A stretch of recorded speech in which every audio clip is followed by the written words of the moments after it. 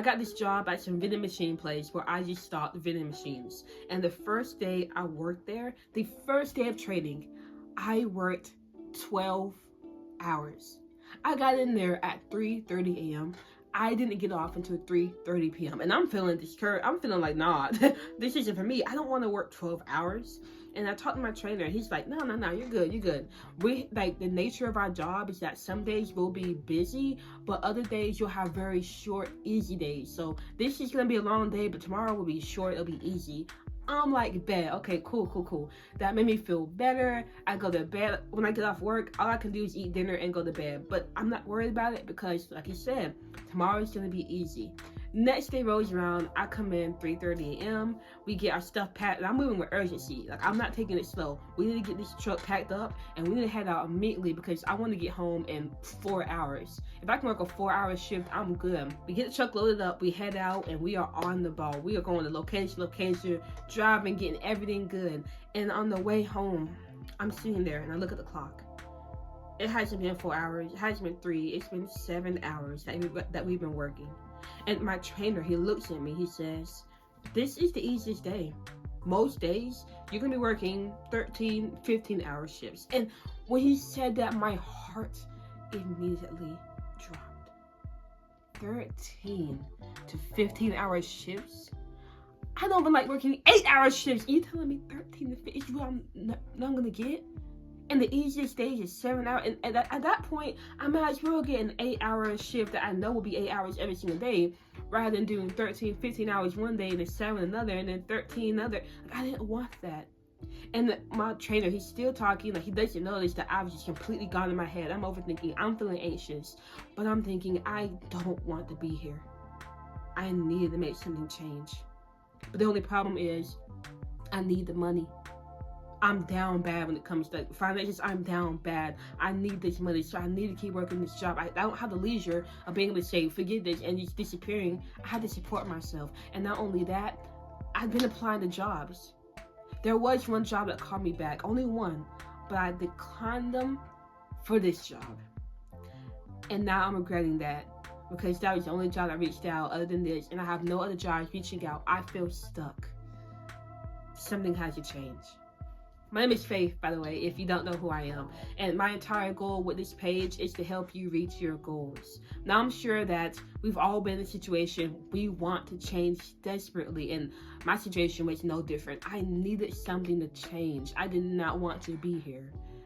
But I felt like there was nothing I could do. Now, when I got back from being on the road and we pull up to the headquarters, I get out, I'm feeling dejected, I'm feeling like just like a loser, like I feel defeated. I can't explain to you how low I felt.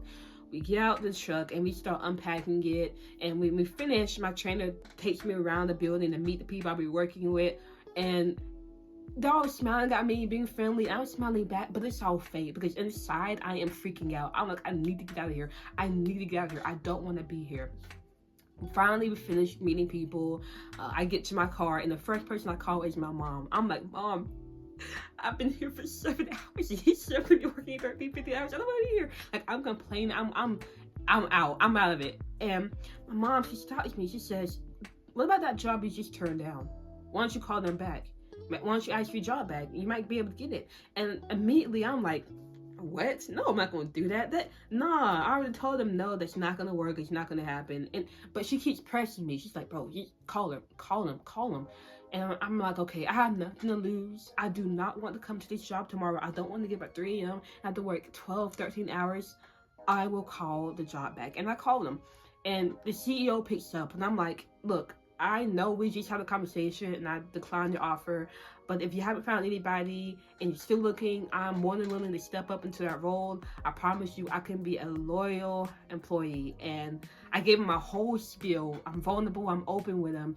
And he says, okay, I'll look into it. And he hangs up. And in that moment, I know he's not gonna look into it. I know I'm gonna be out of luck and I'm taking that L. I go home and I am looking up every single job I can apply to in my small town. I'm applying to fast food places, okay? Now I'm opening up my 5th application when my phone starts ringing. And I look at it, and it's from the CEO I just called a few hours ago. When I pick up the phone, he says, when can you start? the relief I felt. Oh my God, I immediately shut down my laptop. I'm not applying to any more fast food jobs. I could start immediately.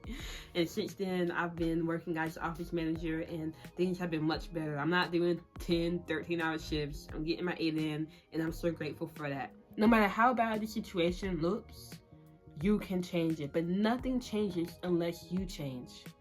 I did not want to call my CEO up. My ego was telling me, nah, it's too late. You don't want to look like a beggar. Don't do that. But because I knew I wanted something different, I had to change and let go of my ego and try something new and be vulnerable and reach out to somebody and ask for what I wanted. Now, does this mean that if I asked, it would have immediately worked out for me? It could have not worked out, but I would have never known that it could have unless I changed my mindset and tried. And I want to give the same lesson to you. To change the situation, change yourself, and the best place you can start is by changing your mindset and doing things that make you feel like aversive to it. But if you can try those things out, you don't know if it'll work in your favor or not.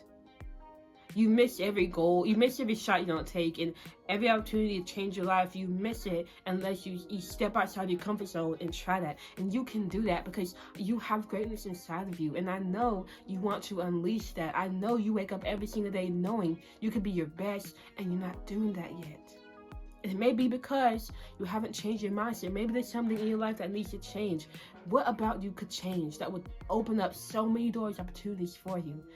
Think about that, because once you make that change, and you probably already know what it is, once you make that change, you will be on the path you always wanted to be on. And you can do this because you're not average.